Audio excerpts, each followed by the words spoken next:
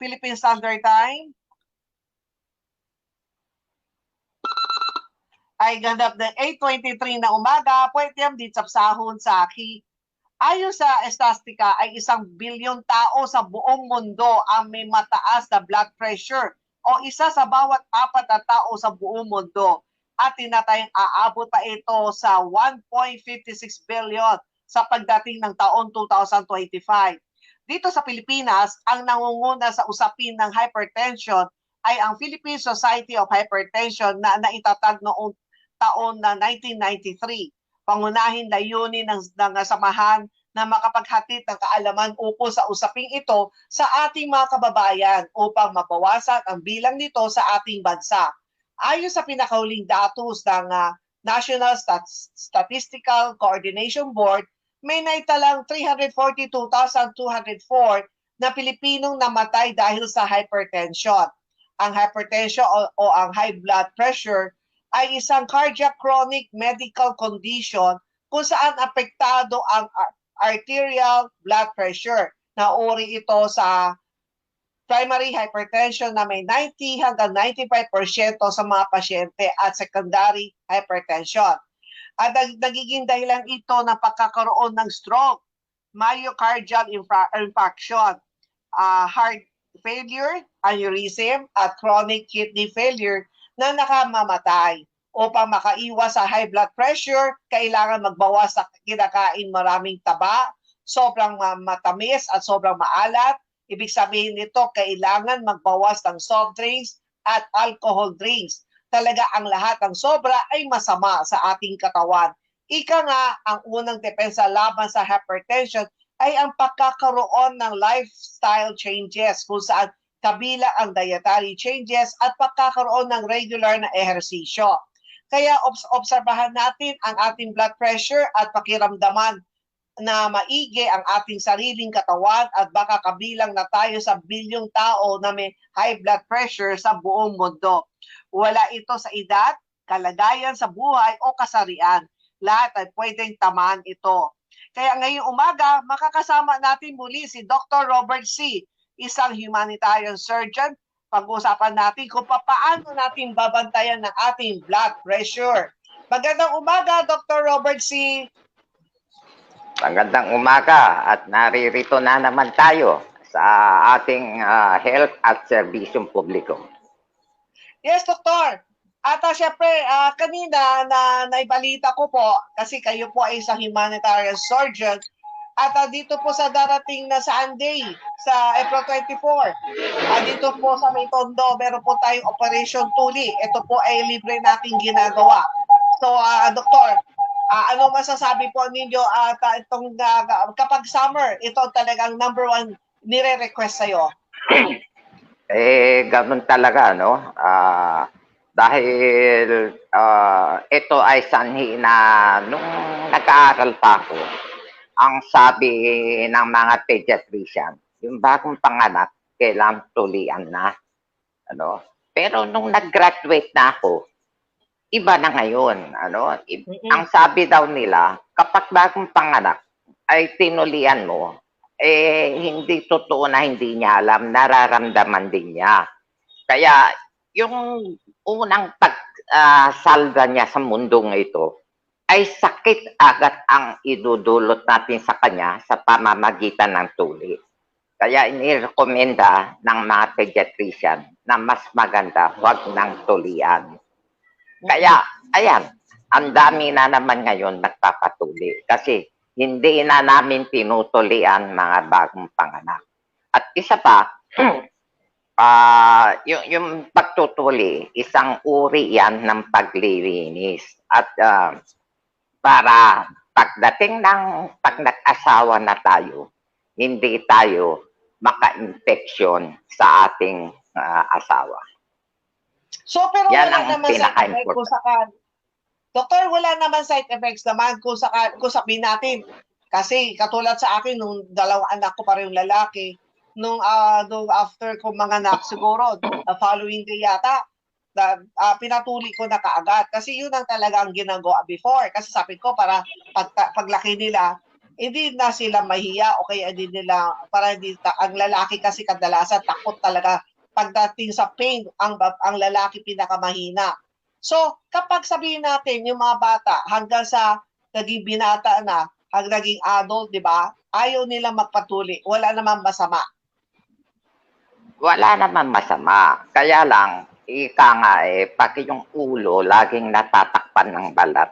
Siyempre, mas maraming tsansa na may namumut na dumi, nag-accumulate doon. Ano? Ngayon, ang head ng lalaki, yung penis, yung sa tabi ng corona, naglalabas yan ng smegma. Ano? Parang oil yan, para smooth palagi yan. Kaso, minsan, yung smegma na yan, pag nakipag-sex ka sa asawa mo, minsan may effect yan dun sa babae. Kaya napag-alaman namin na medyo minsan nakaka-cause yan ng cancer sa babae. Yun daw ay ang sabi. Yun ang sabi. Kaya maigi na tulian na para wala ng problema. At saka sa mga kababata, ay isang challenge yan.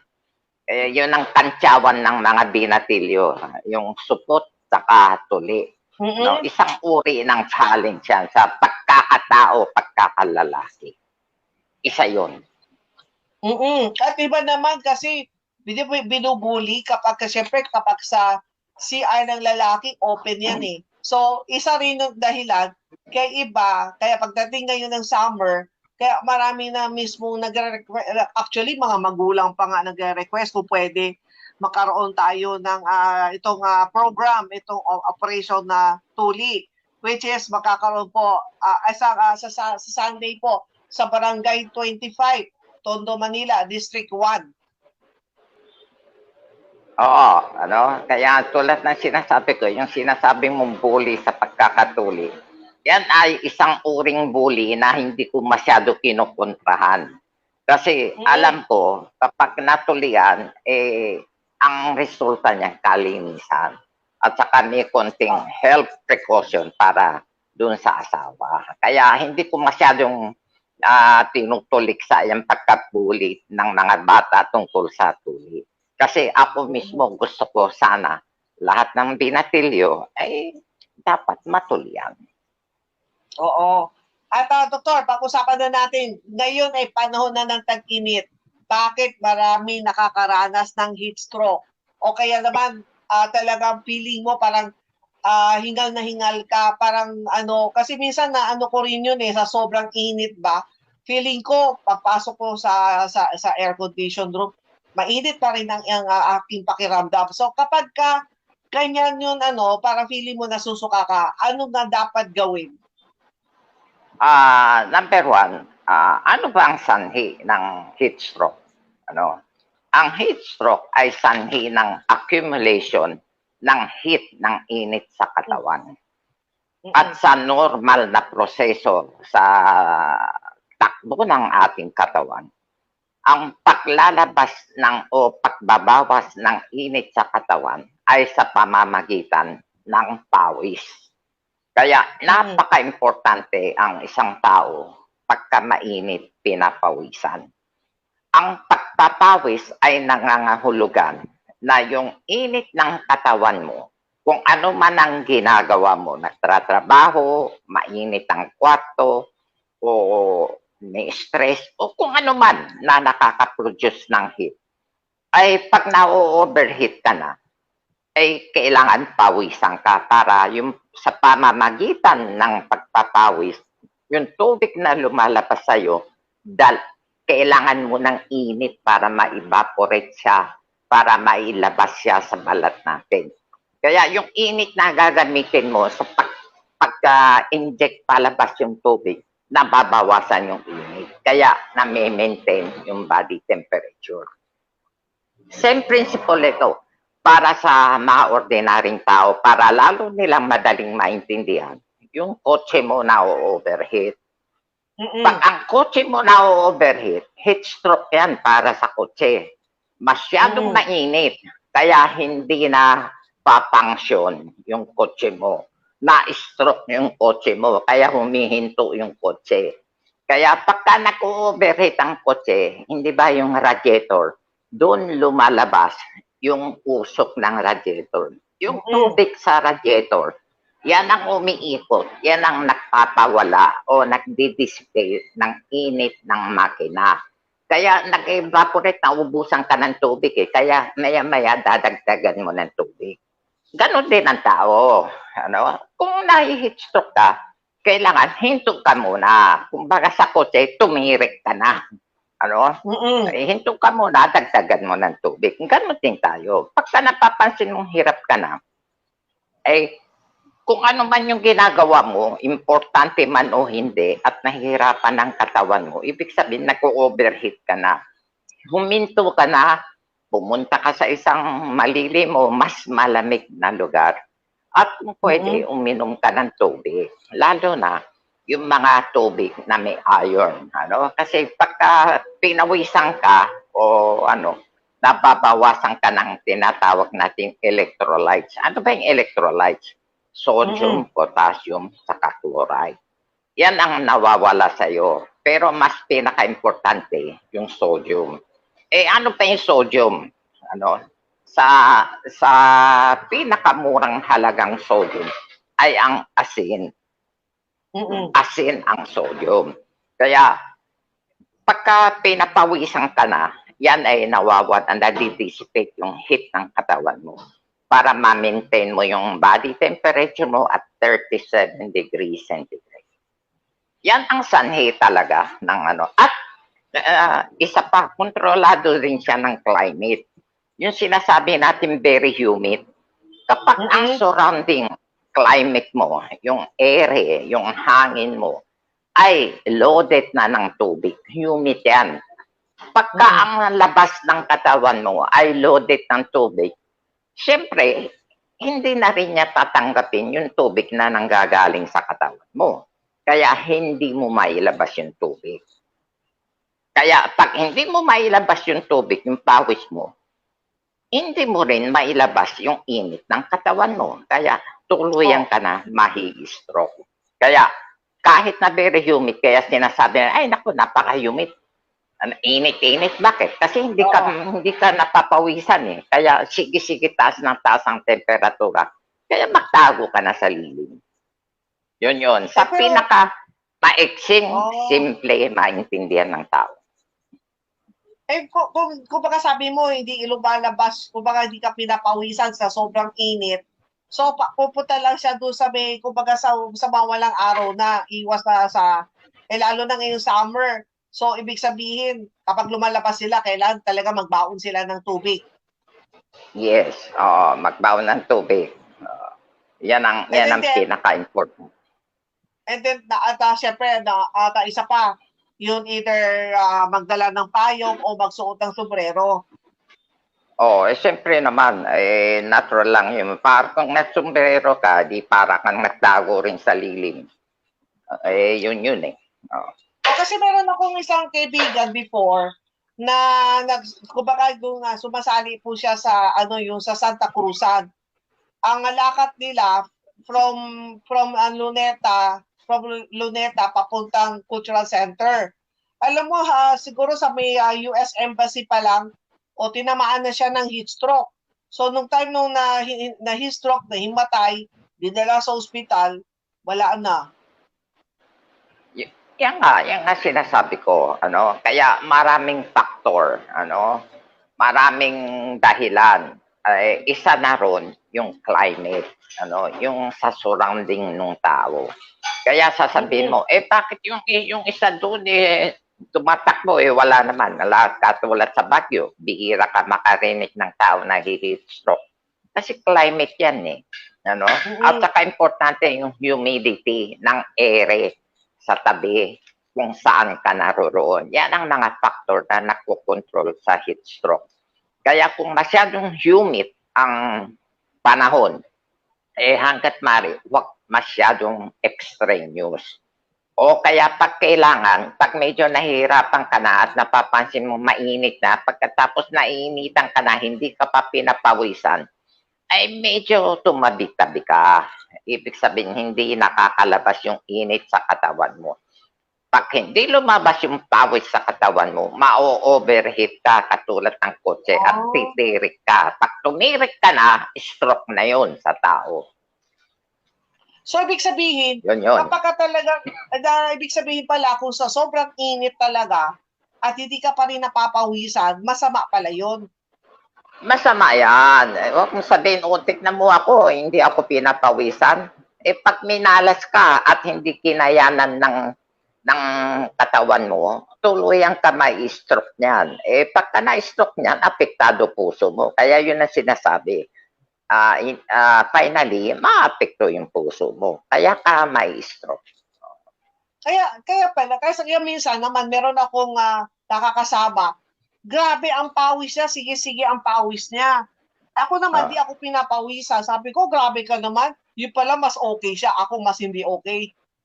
Yes, oo. At saka isa pa, baka marami siyang nainom na tubig. Oo. At ikaw, mas konti. Kaya, Oo. para pawisan ka, uminom ka ng tubig. Para yung init na nangangalat yan sa katawan mo, para mawala sa pamamagitan ng pawis. At ako sa akin naman, yan ang pinakasimple. At sinabi ng Pag-asa, by next week daw ay magiging mas mainit pa ang panahon natin. So, yung pag-iinom, siyempre iba kapag panahon na tag-init, hinahanap nila yung malamig. At ang number one na pinipili nila ay soft drinks. Tama po ba yun? Mali yun. Ang dapat number one inumin mo ay tubig. Sapagkat ang tubig ang siyang napakasimple. Kasi sa nature yan Ibig sabihin, talagang inilikha ng Diyos yan. Kung ano ang problema mo, yan ang inumin mo. Hindi nilikha ng Diyos yung soft drinks, tao ang may gawa nun. Kaya yon. Basta lahat na iniinom mong tubig galing sa nature, katulad ng coconut water, ayos yan, nature yan. Ngayon, kung gusto mo mag-soft drinks, isa pa, ang soft drinks, yung mga tamis, humahawak yan ng tubig. Yung molecules ng sugar, naka-absorb din ng tubig yan. Kaya, yung tubig na ininom mo, malamang, hindi niya mailabas. Ang maglalabas niyan, yung kidney mo. Yan ang magtatrabaho. Parang tinatrabaho mo pa ng sobra yung kidney mo. Samantalang kung tubig lang ininom mo, sa balat mo lang lalabas na yan. At ngayon, uso ngayon ang halo-halo, ice cream. Tama lang po ba na sa panahon ng tag-init, yun naman, kumbaga yan ang lagi pupuntahan nila? Ayos lang kung ikaw ay hindi naiinitan. Pero kung ikaw ay naiinitan, kumain ka ng halo-halo, huwag na, tubig na lang, tapos na. Napakasimple. Pag nainitan ka, doktor, kasi siyempre, naiinitan ng loob, feeling ko, mainit ang aking katawan. Kakain ako ng ice cream para malamig, o kakain ako ng halo-halo dahil maraming ice. O, di ba? Para mabilis lumamig ang katawan mo.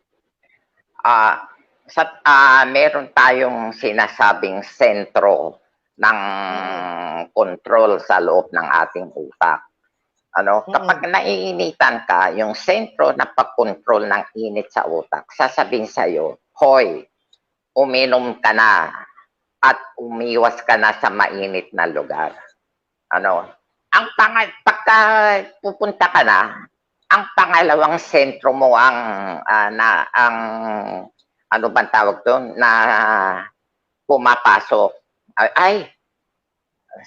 Gusto ko ito. Kaya yun tuloy ang kinukuha mo. Imbis na yung utos sa'yo ng normal na reaksyon ng utak, hoy, uminom ka na ng tubig para mawala yung init. Ganon yan sa hilig mong kumain ng matamis, yun. Kaya yan ang sinasabi ko. Tayo sa mga Pilipino, dahil sa, babalik tayo dun sa hypertension.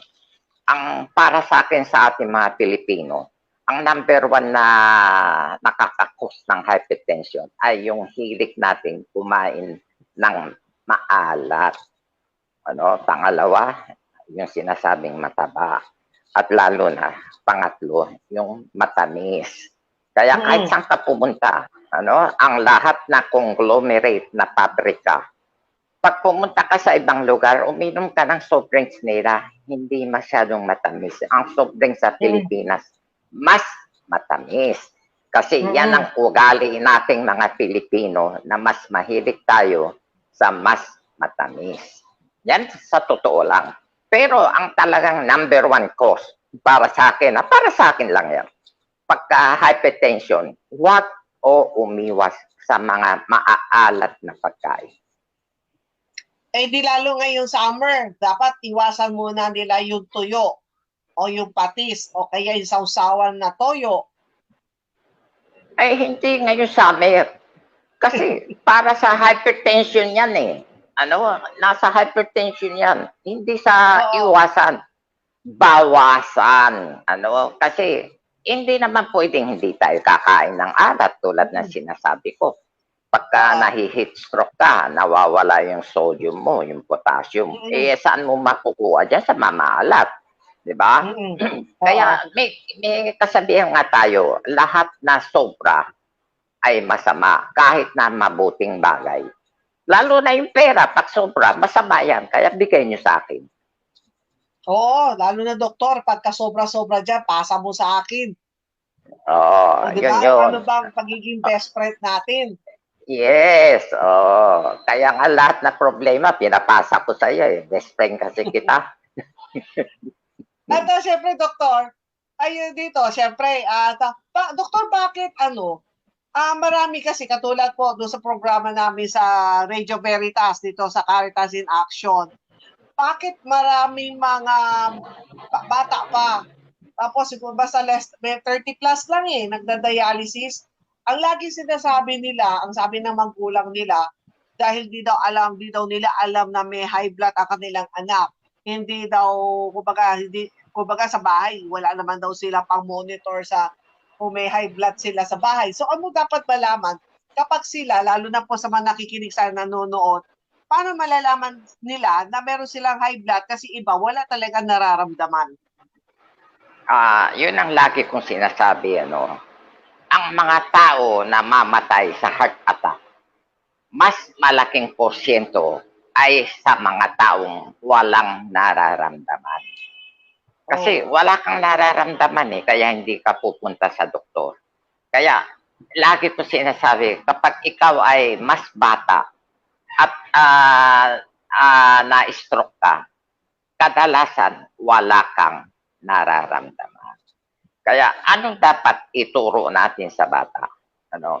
Kapag ang number one dapat ituro sa bata ay yung balance diet. Hindi ko mo masarap yan sa'yo, arawin mo na yan ang pagkain. Lumalabas yan, hindi balance ang pagkain mo dyan sa buhay mo. Number one yan, yung balance diet. Kasi nandyan, nakatimplada na kung ilan ang alat, ilan ang tamis, ilan ang taba, ilan ang protina. Yan ang number one. Number two, sa mga bata, kahit na ngayon, pag may nakikita kang medyo naiiba, pa-check mo sa doktor. Pa-check mo. Napakasimple lang. Punta ka lang sa health center. Nurse, pwede ba paki-check lang ng BP? Ngayon, bago ka magpa-check ng BP, kadalasan, pinapaupo ko muna ng 15 minutes. Pagkatapos nun, bago ko chine-check ang BP para naka-relax yung pag-pump ng puso.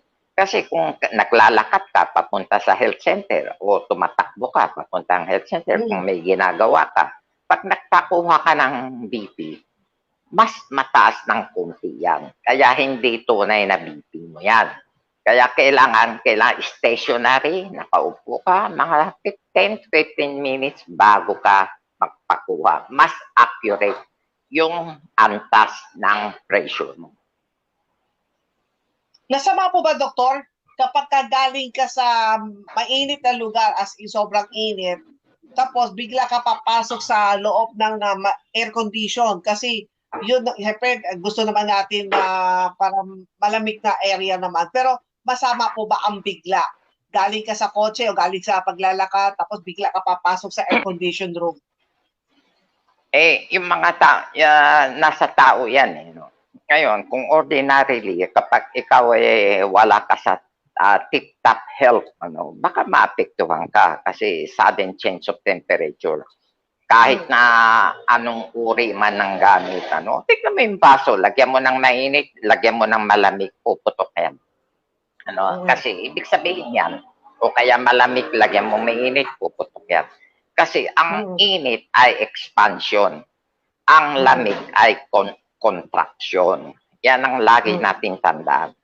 Kaya kung hindi kakayanin ng katawan mo, ayun, magkakasakit ka. Ngayon, kung kakayanin mo, okay lang. Maya-maya konti na-adjust na ng katawan mo yung temperature. Kaya para sa karamihan, mas maganda, dahan-dahan. Huwag yung bigla sa malamig. Kaya kung ako pagpapasok sa mga napakalamig, doon muna ako sa may pintuan. Pahangin muna yung lamig ng hangin lumalabas. Pagka medyo masarap-sarap na, saka ako papasok. Yun. So medyo para sa hindi labas lang muna. Oo, bahagya ang pababain mo yung temperature. Yan ang, basta tandaan mo, kung ano nangyayari sa ordinary mga gamit natin, sa atin nangyayari yun. Hindi mo lang alam na i-apply sa katawan mo. Katulad itong mga ina-explain ko, alam naman natin lahat. Pag malamig, lagyan mo ng mainit, o mainit, lagyan mo ng malamig. Puputok yung baso mo. Ganon din tayo yung baso. Same principle. At isa pa, yung basang-basa sa pawis, yung damit niya, lalo na ito sa, di ba, dito sa may likod. Tapos papasok din siya sa malamig na area. Dito po ba nakukos ng pulmonya? Yes, number 1 yan. Kasi, ibig sabihin, pag nasa malamig ka na, hindi mo na kailangan ilabas yung tubig mo. Kasi nasa malamig ka na eh. Nasa malamig ka na tapos tatakpan mo pa yung katawan mo ng basa. Alam mo na, kung nasa malamig ka, ibasa mo, di lalong malamig, ipupulmonahin ka niyan. Yan lang naman ganyan, kasimple lang yan. Kaya, yan ang sinasabi ko, lalo-lalo na sa mga pasyente kong may TB. Lagi ko sinasabi sa mga pasyente kong may TB, kung magtatrabaho ka at alam mong papawisan ka, kung pwede ka magubat ka na lang para yung tubig hindi ka natatakpan. Kasi ang tubig nasa likod natin, pagka natuyo, masama yan sa katawan. Ganun yun, kasimple. Kaya mas maigi na yung pawis mo ay... Oo. Yun na nga. Sa lalaki, pwede kayong maghubat sa lalaki, pwede kayong maghubat. Ang babae, hindi pwede. Sino may sabing hindi? Ayaw nyo lang. Kayo ang ayaw. Tak sinabi kong hubat. Kung ayaw mo hubat, di ikaw ang ayaw. Dahil sa kultura, hindi sa bawal. Kultura natin. Kaya yun ang sinasabi ko. Di magkaroon ng TikTok na mababiral ka dyan. Ganun talaga. Ganun talaga ang buhay. Minsan nga yung katotohanan sa kultura kasi nangyayari. Kaya babalik na naman tayo. Yung mga babaeng namamatay dahil sa breast cancer, karamihan yan ayaw magpa-examine dahil sa kultura. Yan ang sinasabi ko. Kung pagdating sa ating health, para sa akin, kalimutan muna natin konti yung kultura. Kung anong maganda sa katawan natin, yun na lang gawin natin. Ngayon, kung ayaw mo naman makita, diyan ka sa bahay, diyan ka mag-exercise, ayos lang. At natural, pag sa panahon ng summer, lagi natin siyempre, lagi tayo kailangan may baon na damit, diba? Para once na punta kayo, o kaya before, once na pinawisan kayo, magpalit ka agad ng damit. Yes, yan ang laging sinasabi ko, magpalit ng damit. Kasi yun na nga, para yung temperature niyan constant. Hindi yung katawan mo mainit, yung balat mo, isang portion ng balat mo malamig, yung ibang portion ng katawan mo mainit, hindi balance. Maganda kailangan yung buong katawan mo, halos pareho yung init. Kung saan yung malamig, katulad yan, pupulmunyahin kasi malamig yung likod mo. Kaya ang apektado dyan, yung baga mo. Yun. Doktor, sabi ni Ma'am Elsa Jodeda, thank you, Dr. Robert C. for great helpful information. Shared more power. Sa totoo lang, hindi ko senior sa inyo yan. Alam nyo na yan, hindi nyo lang naipag-connect yung mga kaalaman ninyo. Sa totoo lang, kung ano man ang nalalaman mo dun sa hindi sa katawan, sa mga bagay-bagay, pareho rin yan. Lalong-lalo na example ko yung overheat na kotse. Exactly the same sa tao yan. Titirik ka. Pag tinirik ka, na-stroke ka. Di ba? Kaya dagdagan mo ng tubig yung radiator mo para tumakbo ka ulit pag lumalit na. Ganun na ganun din tayo. Ayan, good morning din po. Sabi ni Punong Barangay Marisa Sabado kay Dr. Robert C. Kaya Doktor, at syempre naman kaya natin na pinag-uusapan ito dahil nga talaga sa totoo lang sobrang init na talaga at talagang naglabas ang pag-asa na mas magiging mas mainit pa talaga sa darating na kasi ano pa lang ngayon, April pa lang eh. So pinakamainit sa atin dito sa Pilipinas. Yes. May to June mainit pa rin yun eh hanggang hindi pa nagtatag-ulan. Oo, kaya pagka sobrang init, tulad ng sinasabi ko, asahan nyo yung biglang lalakas ang ulan. Bakit? Ano ang sanhi niya? Yan ay sobrang evaporation. Pagka nag-evaporate, ang ibig sabihin ng evaporation, yung liquid, nag-change from a liquid state to a gas state. Kaya pag na mainit na, kumukulo na yung tubig. Hindi kumukulo, unti-unti nag-evaporate yung tubig. Pagdating sa ulap, ang ulat ang kumakalat ng lahat na evaporation papuntang langit. Pagka masyado na siyang mabigat, dahil sobrang init, tuloy-tuloy ang singaw ng mga tubig sa lupa. Pagdating sa langit, sobra na. Pag hindi na niya kaya, bibitaw yan. Pagka bumitaw yan, ayan, biglang lakas ng ulan. Yun ang dahilan. Kaya mag-ingat. Katawan din natin ganun yan. Huwag mong bibiglain yung katawan mo. At dahil sa ngayon, dahil sa tindi ng init, ano ang tamang oras sa mga athletic, yung sa mga mahilig sa sports, lalo na yung mga nagsiswimming sa open air, ano ang tamang oras? Para sa akin, huwag yung sa kasagsagan ng kainitan. Sa kasagsagan ng kainitan, dapat medyo stop muna yung mga extraneous exercise.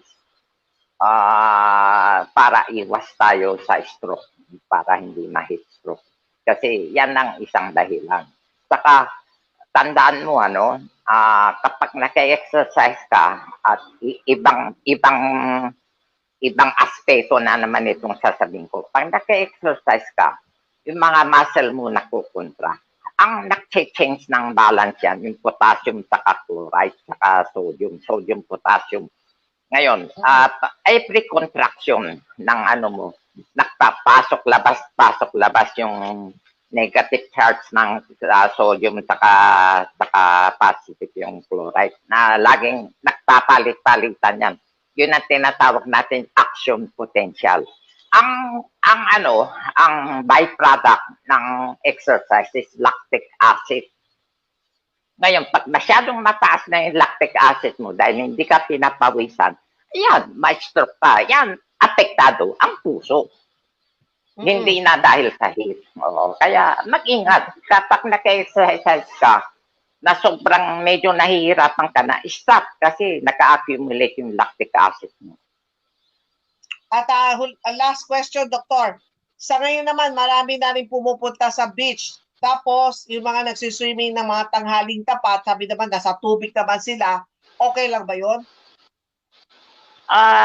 Sa akin in as much as yung sa init ang pag-uusapan natin, medyo okay, pero nasa init ka eh. Kahit anong sabihin mo, nag-accumulate din yung init sa katawan mo. Kahit anong sabihin mo, oras na ang Dahil environment mo nakababad mainit. sila sa, nakababad Yes, sila sa kasi tubig dagat. Oo, kasi kung pareho ang init ng tubig mo, saka sa katawan mo, yun, kahit na nasa tubig ka, hindi lalabas yung init ng katawan mo. Yan ang prinsipyo ng katawan natin. Kung nasa anong environment ka. Ngayon, nagsiswimming ka sa dagat, kung ang taas naman ng tubig niya, mataas. Kaya yung init mo, hindi kaya mag-evaporate ipalabas sa balat mo. Kaya yung init, nasa katawan mo rin. Nasa katawan mo pa rin yan. Hindi kayang ilabas ng init ng katawan mo. Dahil mainit din yun sa labas. Yun ingat kayo sa mga pumupunta sa mga beach Yun, iwas din po kayo sa yung oras na talagang mainit ang panahon. Dr. C, ano yung mensahe po sa ating mga sa mga nanonood sa atin ngayon? Syempre sa mga nakikinig sa atin. Sa ganyan na panahon, na mainit ang panahon, number one, umiwas sa mga aktibidades na extraneous, para hindi tayo mag-produce masyado ng heat. Kasi yung init na pinoproduce ng katawan mo, hindi madali mailalabas galing sa balat natin. Kasi mainit din ang iyong kapaligiran.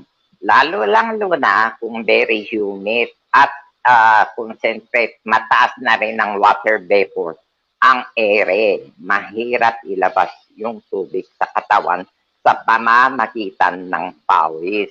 Kaya ingat lang, yun lang masasabi ko. Basta mainit ang panahon, umiwas sa mga extraneous activities. At umiwas sa araw. Kung kung trabaho wala tayong magawa, maksombrero ka na lang. Health and Travel at Serbisyo Publiko. Serbisyo Publiko with Dr. Hilda C. Ong. Ang programang tunay na serbisyo publiko na nakaka-touch ng puso. Health and Travel at Serbisyo Publiko. Ang programang tunay na serbisyo publiko na nakaka-touch ng puso.